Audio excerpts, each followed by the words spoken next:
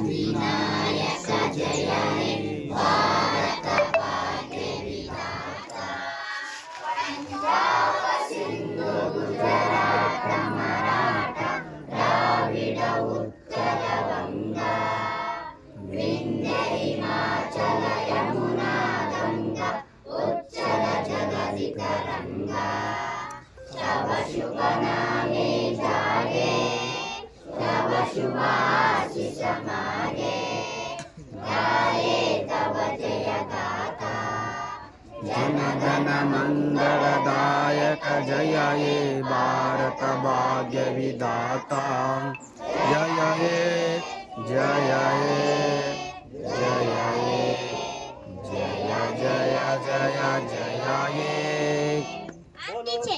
बोलो भारत माता की जय बोलो भारत माता की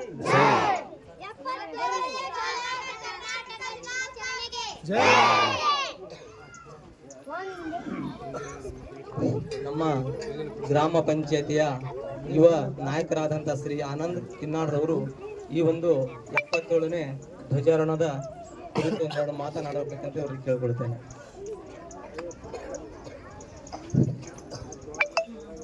77ನೇ ಕಲ್ಯಾಣ ಕರ್ನಾಟಕ ದಿನಾಚರಣೆಯ ಧ್ವಜಾರೋಹಣದ ಕಾರ್ಯಕ್ರಮವನ್ನು ಈಗ ತಾನೇ ನೆರವೇರಿಸಿರ್ತಕ್ಕಂಥ ನಮ್ಮ ಗ್ರಾಮ ಪಂಚಾಯತಿಯ ಅಧ್ಯಕ್ಷರಾಗಿರ್ತಕ್ಕಂಥ ಜಯಪ್ರದ ಗುರವರವರೇ ಹಾಗೂ ಉಪಾಧ್ಯಕ್ಷರೇ, ಸರ್ವ ಸದಸ್ಯರೇ ಹಾಗೂ ಗ್ರಾಮದ ಎಲ್ಲ ಗುರು ಹಿರಿಯರೇ, ಯುವಕರೇ ಮತ್ತು ನಮ್ಮ ಎಸ್ ಡಿ ಎಂ ಸಿಯ ಎಲ್ಲ ಅಧ್ಯಕ್ಷರುಗಳೇ, ಸರ್ವ ಸದಸ್ಯರುಗಳೇ, ಶಾಲಾ ಶಿಕ್ಷಕರೇ ಮತ್ತು ಮುದ್ದು ಮಕ್ಕಳೇ, ಇವತ್ತು ನಮ್ಮ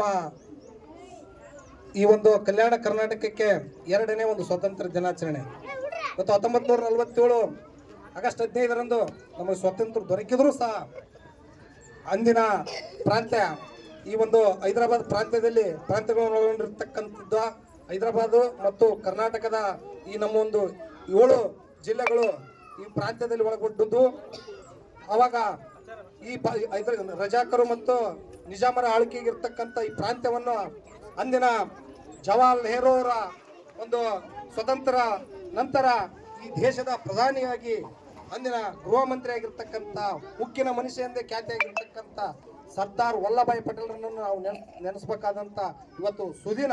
ಯಾಕಂದ್ರೆ ಅಂದಿನ ಅವರು ಗೃಹ ಮಂತ್ರಿ ಆಗಿ ಈ ಭಾಗದ ಹೈದರಾಬಾದ್ ನಿಜಾಮನ ಒಂದು ಆಳ್ವಿಕೆ, ಇವತ್ತು ರಜಾಕರ ಆಳ್ವಿಕೆ ಹೇಗಿತ್ತಂದ್ರೆ ಈ ಭಾಗದಲ್ಲಿ ಅತಿ ಹೆಚ್ಚು ದೌರ್ಜನ್ಯ, ಇಲ್ಲಿರ್ತಕ್ಕಂಥ ಸಂಪತ್ತು, ಇಲ್ಲಿ ಇರ್ತಕ್ಕಂಥ ಗುಲಾಮರಾಗಿ ಮಾಡ್ತಕ್ಕಂಥ ಒಂದು ಸಂಗತಿಯನ್ನು ಬಹಳ ಸೂಕ್ಷ್ಮವಾಗಿ ಸರ್ದಾರ್ ವಲ್ಲಭಾಯ್ ಪಟೇಲ್ರು ನೋಡುತ್ತಾ ಒಂದು 1948 ಸೆಪ್ಟೆಂಬರ್ 13ರಂದು ಇಡೀ ದೇಶದ ಸೇನಾನಿಗಳನ್ನು ಈ ಭಾಗದಲ್ಲಿ ಯುದ್ಧಕ್ಕೆ ಸಾರಿ ಸತತ ನಿರಂತರ 5 ದಿನಗಳ ಕಾಲ ಒಂದು ಯುದ್ಧವನ್ನು ಮಾಡಿ ಒಂದು ಇವತ್ತು ಈ ಭಾಗದಲ್ಲಿ ಒಂದು ನಿಜಾಮರು ಸ್ವತಂತ್ರ ಒಕ್ಕೂಟಕ್ಕೆ ಒಳಪಡ್ತಕ್ಕಂಥ ಒಪ್ಪಿಗೆಯನ್ನು ನೀಡಿದಾಗ ಇಂದು ನಮಗೆ ಸ್ವತಂತ್ರ ನೀಡಿತು. ಈ ಒಂದು ಹೈದರಾಬಾದ್ ಕರ್ನಾಟಕದಲ್ಲಿ ಈ ನಮ್ಮ ತದನಂತರ ಮಾನ್ಯ ಯಡಿಯೂರಪ್ಪ ಅವರು ಇದನ್ನ ಹೈದರಾಬಾದ್ ಕರ್ನಾಟಕ ಹೋಗಿ ಕಲ್ಯಾಣ ಕರ್ನಾಟಕ ಅಂತ ಮಾಡಿದ್ರು. ಅಂದಿನಿಂದ ಈ ಭಾಗದಲ್ಲಿ ಇನ್ನೊಂದು ನಮ್ಮ ಮಲ್ಲಿಕಾರ್ಜುನ್ ಖರ್ಗೆ ಸಾಹೇಬ್ರು ಮತ್ತು ಮನಮೋಹನ್ ಸಿಂಗ್ ಅವರ ಪ್ರಧಾನಿ ಆದಾಗ ಈ ಭಾಗ ಅತಿ ಹೆಚ್ಚು ಉನ್ನತ ಆಗಲಿ, ಇವತ್ತು ಉದ್ಯೋಗದ ಇರಲಿ, ಇವತ್ತು ಇಲ್ಲಿ ಶಿಕ್ಷಣ ಮತ್ತು ಇಲ್ಲಿನ ಡೆವಲಪ್ಮೆಂಟ್, ಇಲ್ಲಿನ ಅಭಿವೃದ್ಧಿ ಹೊಂದಿ ಈ ಭಾಗ ಕಲ್ಯಾಣ ಕರ್ನಾಟಕ ಒಂದು ಎಲ್ಲಾ ರಂಗದಲ್ಲಿ ಮುಂದೋಗ್ಲಿ ಅಂತ ಹೇಳಿ ಅಂದಿನ ಒಂದು ಮನಮೋಹನ್ ಸಿಂಗ್ ಅವರು 371 ಕಲಂ ನೀಡಿ ಇವತ್ತು ಈ ಭಾಗಕ್ಕೆ ಅಭಿವೃದ್ಧಿ ಪಡಿಸುವಲ್ಲಿ ಅವರು ಯಶಸ್ವಿಯಾಗಿದ್ದಾರೆ.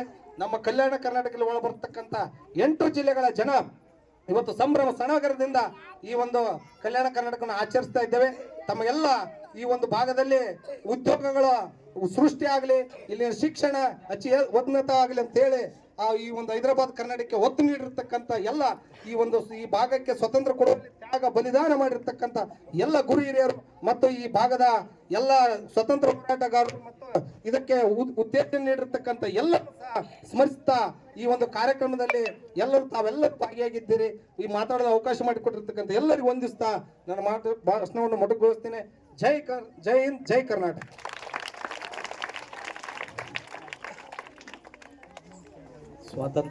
ಸ್ವಾತಂತ್ರ್ಯದ ಬಗ್ಗೆ ದಿನವನ್ನು ನಮಗೆ ಸ್ಮರಿಸಿಕೊಟ್ಟ ನಮ್ಮ ಯುವ ನಾಯಕರಾದ ಶ್ರೀ ಆನಂದ್ ಕಿನ್ನಾಳ್ ಅವರಿಗೆ ಧನ್ಯವಾದ ಅರ್ಪಿಸುತ್ತಾ, ಅದೇ ರೀತಿಯಾಗಿ ನಮ್ಮ ಗ್ರಾಮ ಪಂಚಾಯತಿ ಯುವ ಮುಖಂಡರಾದ ಶ್ರೀ ಮುದಿಯಪ್ಪ ಆದೋನಿ ಸರ್ ಅವರು ಕೂಡ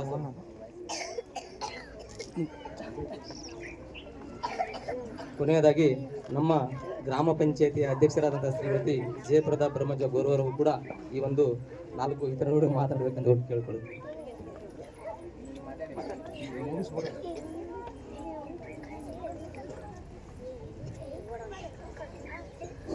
ಈ ವೇದಿಕೆಯ ಮೇಲೆ ಆಶೀರ್ವಾದ ನಮ್ಮ ಗ್ರಾಮ ಪಂಚಾಯತಿ ಉಪಾಧ್ಯಕ್ಷರೇ ಹಾಗೂ ನಮ್ಮ ಗ್ರಾಮ ಪಂಚಾಯತಿಯ ಸರ್ವ ಸದಸ್ಯರೇ ಹಾಗೂ ನಮ್ಮ ಗ್ರಾಮ ಪಂಚಾಯತಿಯ ಸಿಬ್ಬಂದಿ ವರ್ಗದವರೇ ಹಾಗೂ ನಮ್ಮ ಗ್ರಾಮದ ಅಭಿವೃದ್ಧಿ ಅಧಿಕಾರಿಗಳೇ, ಆಶಾ ಕಾರ್ಯಕರ್ತರೇ, ಅಂಗನವಾಡಿ ಕಾರ್ಯಕರ್ತರೇ, ಮುದ್ದು ಮಕ್ಕಳೇ, ನೆಚ್ಚಿನ ಗುರು ಹಿರಿಯರೇ ಹಾಗೂ ನೆಚ್ಚಿನ ನನ್ನ ಗುರುಗಳೇ, ಎಲ್ಲರಿಗೂ ನಮಸ್ಕರಿಸುತ್ತಾ ಹೈದರಾಬಾದ್ ಕಲ್ಯಾಣ ಕರ್ನಾಟಕ ದಿನಾಚರಣೆಯ ಶುಭಾಶಯಗಳನ್ನು ತಿಳಿಸುತ್ತಾ ಹೈದರಾಬಾದ್ ಕರ್ನಾಟಕ ವಿಮೋಚನಾ ದಿನವನ್ನು ಹಾಗೂ ಕಲ್ಯಾಣ ಕರ್ನಾಟಕ ವಿಮೋಚನಾ ದಿನವನ್ನಾಗಿ ಎತ್ತಲು ಮಾತನಾಡುತ್ತಾರೆ. ಹಾಗೂ ಕರ್ನಾಟಕ ರಾಜ್ಯದ ಬೀದರ್ ಹಾಗೂ ಬೀದರ್, ಯಾದಗಿರಿ, ಕಲಬುರ್ಗಿ, ರಾಯಚೂರು, ಕೊಪ್ಪಳ, ಬಳ್ಳಾರಿ ಇನ್ನೂ ಮುಂತಾದ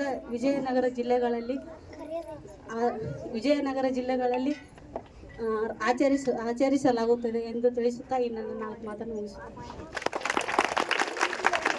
ಅಧ್ಯಕ್ಷರಿಗೂ ಧನ್ಯವಾದಗಳು. ಈ ಒಂದು 77ನೇ ಕಲ್ಯಾಣ ಕರ್ನಾಟಕ ಧ್ವಜಾರೋಹಣಕ್ಕೆ ಆಗಮಿಸಿದಂಥ ಸರ್ವರಿಗೂ ವಂದನೆಗಳನ್ನು ಸಲ್ಲಿಸುತ್ತಾ ಈ ಒಂದು ಕಾರ್ಯಕ್ರಮವನ್ನು ಮುಕ್ತಾಯ ಮಾಡುತ್ತಿದ್ದೇವೆ.